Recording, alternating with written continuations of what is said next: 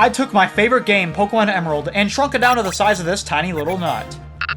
This is Pokemon Emerald Mini, a ROM hack I've been working on for the last few months, and the full version is finally released. This is a miniature scale of Hoenn that stays true to the nostalgic feel of the 3rd generation, while being a faster paced version that you can complete more quickly. Emerald Mini also features a lot of quality of life updates and a huge expanded post-game that allows you to obtain all 386 Pokemon in the 3rd gen. I want to give a quick shout out to everyone who's been supporting me and helping me make this ROM hack come to life. This video will be my full playthrough of Emerald Mini, but if you want to go ahead and download the ROM hack yourself, then check the link in the description. Of course, we'll start out in the super tiny version of Littleroot Town and obtain our starter Pokemon Mudkip, who is my favorite of the 3 Hoenn starters, although they're all awesome. Mini Oldale Town is beautiful as always, and I snagged the free potion from the Mart vendor. Wally is your new rival in this game, and he leads with a Ralts that we go ahead and beat pretty easily. We'll go into the next route and battle some trainers, and what's great about Emerald Mini is all EXP gained from trainer battles is boosted by 25%, which makes grinding just a bit faster. I found a Ralts in the wild, and I decided I was going to catch it and add it to the team. Now, Petalburg City here will look a little different from the final version. That's because this footage is from an earlier beta version of the game. But here we meet up with our dad and then continue to the next route. I battle every trainer to make sure my Pokemon are getting the max experience because gym leader battles are a bit tougher in this game, and you'll see why in a little bit.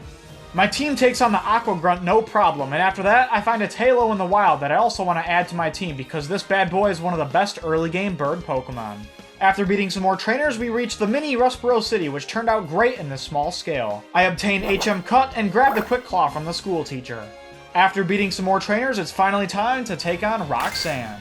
Now, if you didn't know, in Emerald Mini you have to battle all the gym trainers in a row, followed by the leader, so it can be pretty tricky if you're not prepared. Luckily, my Mudkip is strong enough to take her down, although her Nosepass put up a fight. We encounter the Team Aqua Grunt once again, and defeat him to help the Devincorp and free Mr. Briney's Wingull. I go ahead and catch a Nincada who I really just used for HM Cut outside of battle, then battle the other trainers behind the cut tree. Taillow learns Wing Attack, which is great, and Mudkip evolves into Marshtomp. Next up at the Devincorp, we obtain the Pokénav, and when leaving Rustboro, we are met with Wally, who wants to battle. His Skitty can be pretty annoying because it has the moves Sing and Attract, but the rest of his Pokemon are not a match for me. Behind this cut tree, here you can obtain the Miracle Seed, which in the original game was in Petalburg Woods, but since I made it smaller, the item was moved there. After all that, we get on the boat with Mr. Briney and head to Dewford Town. I battle some fishermen for XP that my Ralts needs for this next gym, then I head into Granite Cave and meet Steven to return the letter. It's now time to take on the second gym. The trainers here aren't really too difficult because Ralts and Taillow are super effective, but since this gym challenge in this game is in a gauntlet style, we have to face them all in a row, which really weakened me for the Brawly fight. When the gym battle with Brawly starts, his Machop uses Bulk Up and Karate Chop to take down my Marshtomp and Taillow, and boy was I not expecting that. Ralts takes on the last of Machop's health, and then the Meditite, which just spams Focus Punch. Unfortunately, my Ralts was not in any shape to fight his Makuhita, and then it goes down pretty quickly. I was upset that I lost this battle because I've played Pokemon Emerald hundreds of times, and this is my own ROM hack, but fighting all the trainers in a row is just the fun of the new challenge. So, after a little bit of training, I come back stronger than ever, and my Taillow sweeps the Machop and Meditite pretty easily this time, until Makuhita comes out and uses Bulk Up and Vital Throw to take it down. I send out Ralts, and it's able to knock out the Makuhita. Booyah! That's 2 gym badges obtained. Next, I set sail with Mr. Briney, and we reach the beach at Slateport City to meet up with Doc at the shipyard. You can see in Emerald Mini there are no battle tents. That's because something new will appear here in the post-game. We then take a trip to the museum and find Captain Stern, and then take down these Aqua Simps, as their leader Archie calls them. Heading to the next route north of Slateport, we take on some more trainers and reach Altering Cave, which in Emerald Mini features all the E-Reader event Pokemon that were originally only possible to obtain in Japan.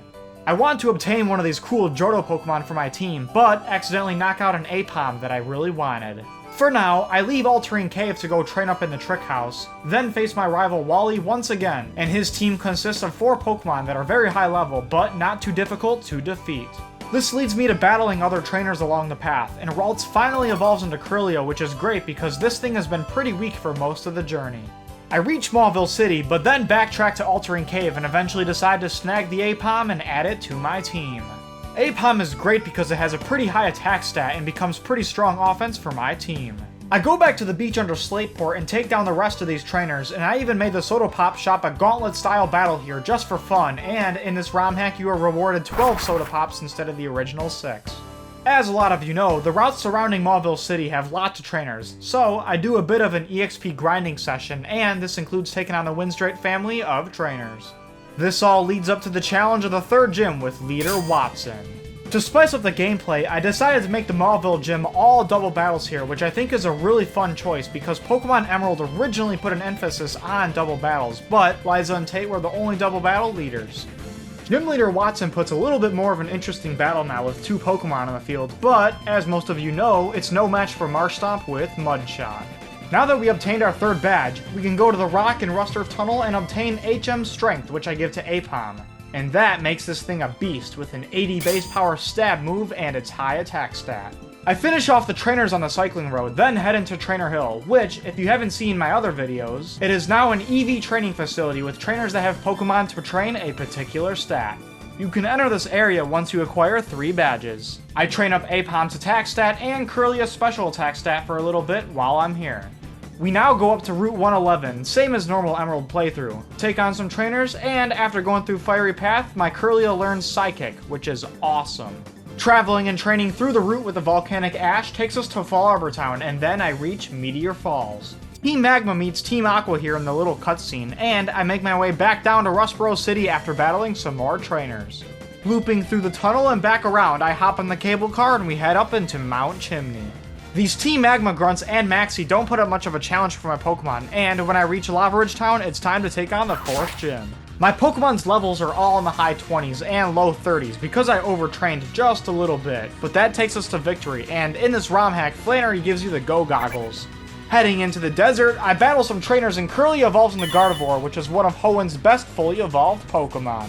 The fossils at the desert behave like Ruby and Sapphire, being up in the corner here, which saves lots of time instead of waiting for Mirage Tower to appear. And you guys know dang well I took the root fossil to obtain Lileep and eventually get Cradily.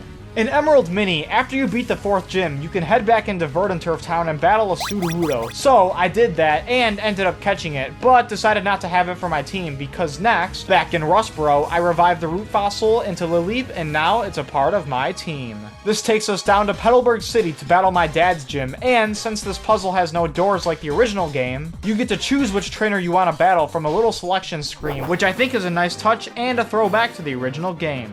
I start with the accuracy trainer, then battle the defense trainer, then the 3rd trainer, which will always be the one-hit KO trainer, and none of these guys really put up much of a fight. Now onto my dad, Leader Norman.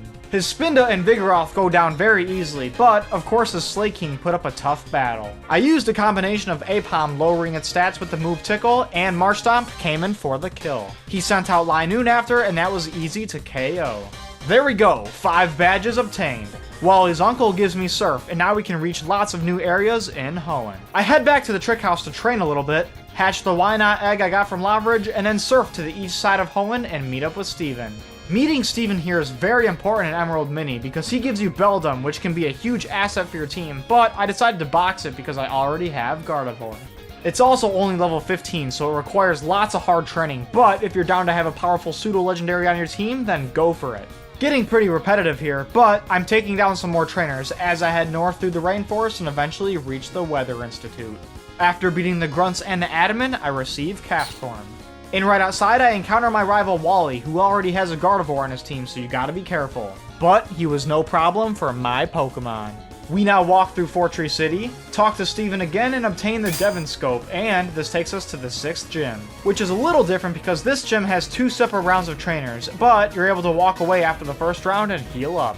I also love the fact that all the trainers swoop in from their flying Pokemon. It adds a little bit of fun to the experience. Now Winona is very difficult for me. Her first 4 Pokemon are all easy to take down, but her Altaria carries the whole team on its back. This thing stacked up 2 Dragon Dances, then proceeds to spam Earthquake, taking down my entire team one by one.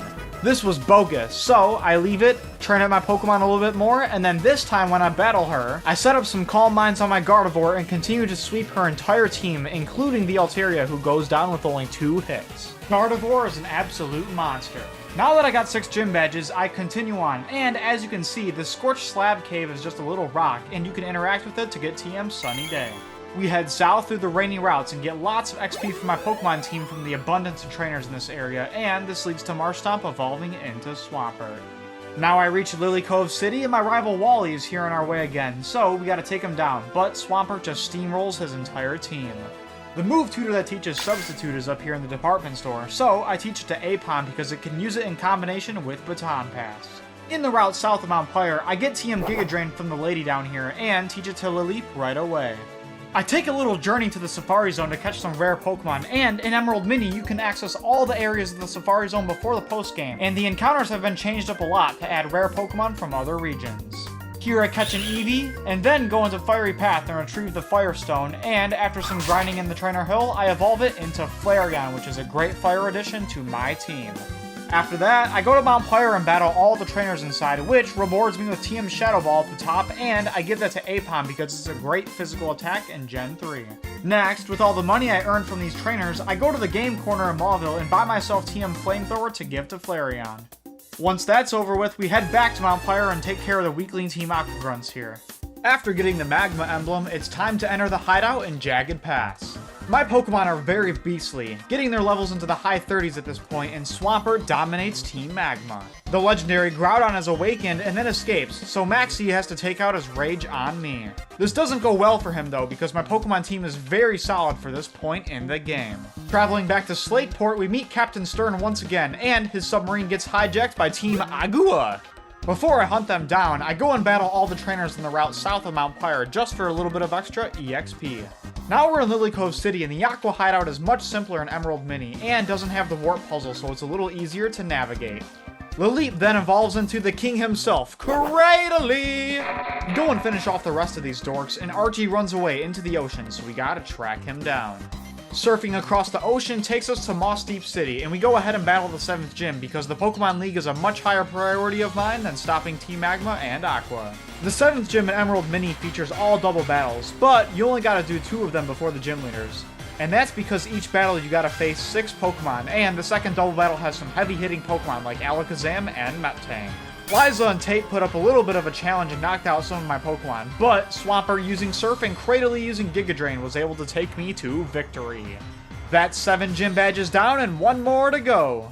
Now we gotta enter the Moss Deep Spaceport and battle Team Magma, and just like at their base, they're really not hard to defeat. We team up with Steven to battle Maxie and Tabitha, and after winning, I'm able to get HM Dive. Now that I got Dive, I travel across the sea and reach Sootopolis City right away, so I go to the move tutor and teach my Aipom Double Edge, which is super powerful. After that, it's time to enter the Seafloor Cavern, and after battling some grunts and going through some puzzles, we reach Archie, who I'm able to beat pretty easily, and he awakens Kyogre and escapes just like Groudon.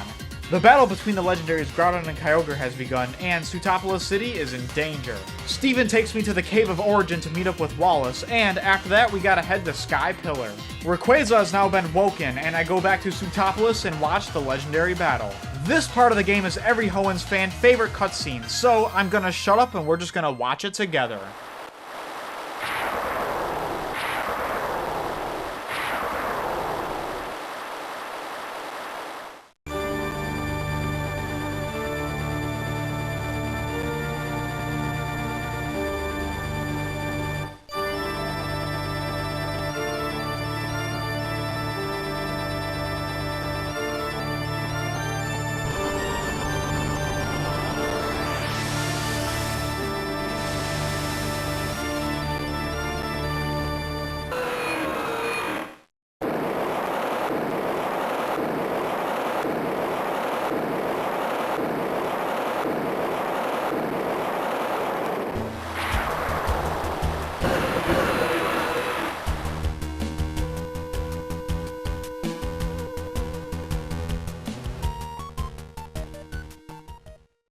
Maxie and Archie have proven to be absolute failures, and Wallace rewards me with HM Waterfall. Now before I battle the 8th gym, I set myself on a quest to obtain Rayquaza and the 3 Reggies, so I immediately dive underwater to catch Relicanth and fish for a Wailmer that I need to evolve. I battle some more trainers in the ocean and reach Pacific-Log Town, where I heal up before entering Sky Pillar so I can try and catch Rayquaza. This thing was so hard to catch, so I go and snag a random Magnemite which knows Thunder Waves, just so I can have a Pokemon on my team to paralyze this thing, as I throw dozens of Ultra Balls at it. It took me about a half an hour, but I eventually caught it, and as you can see in Emerald Mini, Rayquaza is finally more balanced, as it's level 45, just like Groudon and Kyogre were in Ruby and Sapphire. Since the routes in Emerald Mini are smaller, I didn't want to have all the trainers crammed together, so there's this new area above Pacifidlog where you can battle some of them and get some new items. After battling a lot of them, the Wailmer I got earlier evolves into Wailord, and I'm gonna head to the sealed chamber and unlock the Regis. I decided to go for Regice first, and in Emerald Mini, the Regis don't have caves because that would be too big for the game, so they show up in the overworld by interacting with the rocks. It took a very long time and dozens of Ultra Balls, but the Regice is snagged, followed by Regirock in the desert, and finally Registeel in the rainforest. Now, before taking on the 8th gym, I go and battle every single available trainer in all the water routes, so my Pokemon are maxed out, and even took a trip to the abandoned ship near Dewford. Juan's gym has 2 sets of trainers just like the Fortree gym, and you can rest up before the second round. The thing that makes the 8th gym much more challenging is that in the second round of trainers, it starts to rain in Sootopolis, which adds a permanent rain weather effect to all these battles, including leader Juan himself. Now I start this battle by setting up Calm Mind and Substitute with my Gardevoir, and proceed to use Thunderbolt, which I taught it, and Psychic to take care of all of his Pokemon up until Kingdra. Kingdra is a huge problem because its Ice Beam takes down Cradily, and it spams Double Team and Resto Chesto for the ultimate stall. This is really annoying, and I had to heal up my Pokemon with items to make this battle work, which I tried to avoid doing, but I just needed to take him down. Cradyly's Toxic really helped here, and Gardevoir finishes off the Kingdra. Now that I have all 8 gym badges, we can head to Evergrande City, but before I do that, I go to the Trick House to beat all the trainers here. Now you guys are gonna love this. In Emerald Mini, you get to battle the Trick Master himself, who turns into the Ruby and Sapphire version of your character, which adds a lot to his trickiness, and now he has a full team of 6 Pokemon featuring Swellow, the fully evolved 3 Hoenn starters, Flygon, and Hariyama. His Pokemon are pretty strong and somewhat difficult, but I'm able to win. And beating the entire Trick House rewards you with the almighty Lucky Egg item, which in Emerald Mini doubles the EXP gained while using it, instead of the original 50% boost. It's now time to climb the waterfall and reach a Victory Road, but someone appears before we can enter.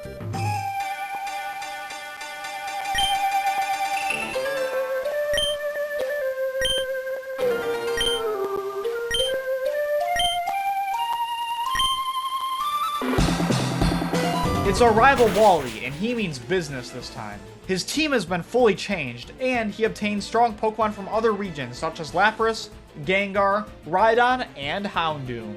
I don't really struggle with this battle too much, and when you beat Wally, he gives you the new Linkstone item which has been added to Emerald Mini, and it allows you to evolve Pokemon that would normally require trading to evolve. The front of Victory Road also contains a new patch of grass for some extra encounters, including Roselia and Zangoose, who were originally unobtainable in Emerald. Victory Road is much smaller and simpler to navigate, but it's full of very strong trainers to prepare you for the Pokemon League. Now it's time for me to prepare before facing the Elite Four, so I get TM Brick Break from Sootopolis and give it to Swampert, and buy some cheap healing items from the herb shop in Lava Ridge. This is my final team before taking on the Elite Four. We got Swellow with Aerial Ace, Quick Attack, Fly, and Steel Wing. Aipom with Double Edge, Shadow Ball, Baton Pass, and Substitute. Swampert with Surf, Earthquake, Strength, and Brick Break. Gardevoir with Psychic, Calm Mind, Thunderbolt, and Substitute. Flareon with Flamethrower, Bite, Quick Attack, and Sunny Day. And finally, I dumped all my rare candies I've been saving up into the king himself, Cradily, level 55, who has Giga Drain, Toxic, Ancient Power, and Confuse Ray. The Elite Four is quite a difficult challenge in Emerald Mini. You have to battle all 4 of them in a row with no resting in between, just like the gym challenges. We start with the first member, Sydney, who isn't too tough because my Swampert has Brick Break, and we take down his other Pokemon with some super effective moves. Phoebe puts up a little bit more trouble because her Pokemon are a bit more bulky and takes down 3 of my Pokemon during this fight, but I'm still able to win. Next up we have Glacia, and I decided to use some revives on my Pokemon to bring them back into the fight, and I gotta use Flareon's Flamethrower, Swampert's Brick Break, and Gardevoir's Thunderbolt to defeat her Pokemon. The 4th member will be a bit of a surprise to some of you because Drake has been replaced by the Johto gym leader Jasmine, and she has a strong team of steel Pokemon that can put up some resistance. Luckily, Swampert and Flareon can handle them all pretty well. Now before the champion, you can heal up, and as we enter where you meet Wallace, something a little different happens here in Emerald Mini.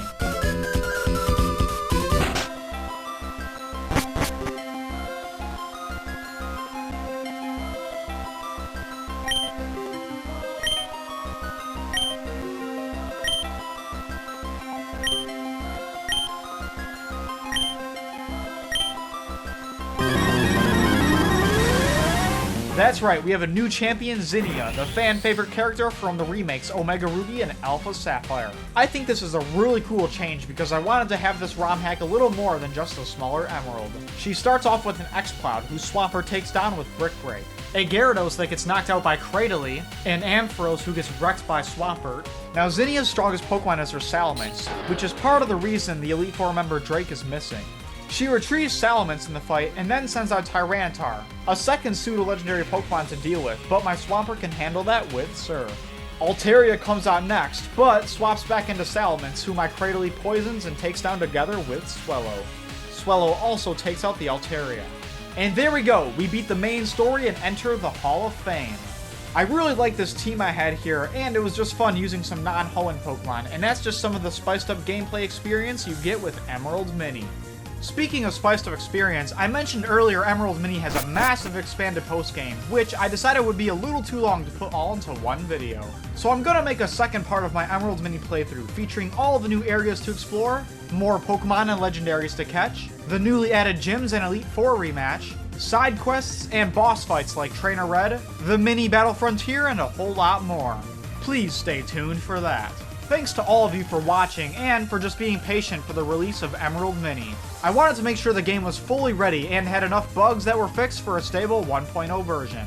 If you encounter any glitches and bugs while playing this ROM hack, please make sure to report it to the appropriate channel in the Crazy Kingdom Discord server, which you can all join down below. If you haven't already, please drop a like on this video because it's been a lot of work to get Emerald Mini ready before the end of the year. And while you're still here, please consider becoming a channel member on YouTube to continue to support the content. It will help me have more time to spend on higher quality videos from here on into the future. You guys rock, and I'll catch you all in the next one.